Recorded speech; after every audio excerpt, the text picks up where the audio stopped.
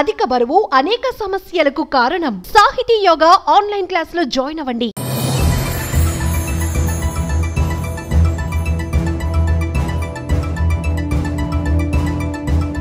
75కు పైగా దేశాలపై విధించిన ప్రతీకార సుంకాలని 90 రోజుల పాటు తాత్కాలికంగా నిలుపుదల చేస్తున్నట్టు అమెరికా అధ్యక్షుడు డొనాల్డ్ ట్రంప్ ప్రకటించారు.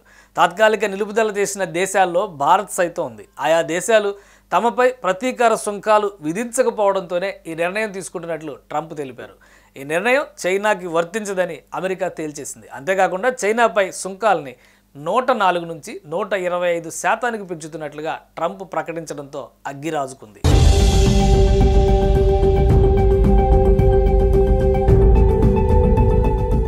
ట్రంప్ టారిఫ్ల దెబ్బకి డామ్ అన్న స్టాక్ మార్కెట్లు తాజా నిర్ణయంతో పుంజుకుంటున్నాయి.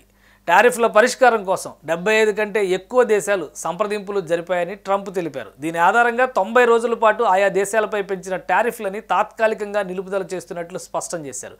ఈ 90 రోజుల పాటు ఆయా దేశాలపై 10% మాత్రమే సుంకాలు అమల్లో ఉంటాయి.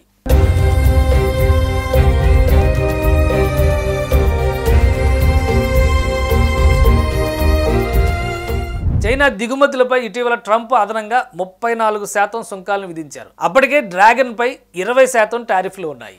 దీంతో మొత్తం సుంకాలు 54% అయ్యాయి. చైనా సైతం అమెరికా వస్తువులపై సుంకాలను 34% పెంచుతున్నట్లు ప్రకటించింది. ఈ నిర్ణయంతో ఆగ్రహం వ్యక్తం చేసిన ట్రంప్ చైనా తన నిర్ణయాన్ని మార్చుకోవాలని, లేదంటే అదనంగా మరో 50% పెంచుతారని హెచ్చరించారు. చైనా ఆ నిర్ణయాన్ని పెడచెవిన పెట్టడంతో మొత్తం సుంకాల్ని 104% పెంచుతున్నట్లు అమెరికా ప్రకటించింది.